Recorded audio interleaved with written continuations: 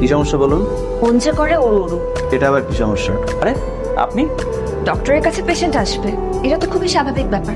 এত অবাক খবর কি আছে? আপনি কেন আসবেন? আপনি বললেই তো আমি চলে যেতাম আপনার কাছে। আপনাকে দেখতে ইচ্ছা হলো তাই চলে এলাম। তা এই যে দেখতে ইচ্ছা হওয়া, এটা কি একটা রোগ? এটা তো অবহেলা করার মতো অসুখ না, এটা একটা তীব্র অসুখ।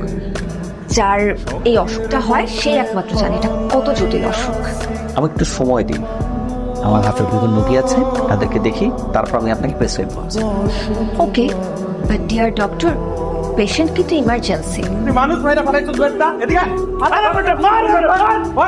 দর্শক, এইগুলো ভুয়ো ডাক্তারি কাজ, যার কারণে আমার বোন মারা গিয়েছে। দর্শক, এই ভুয়ো ডাক্তারের কি শাস্তি হওয়া উচিত আপনারা সবাই কমেন্ট করে জানান।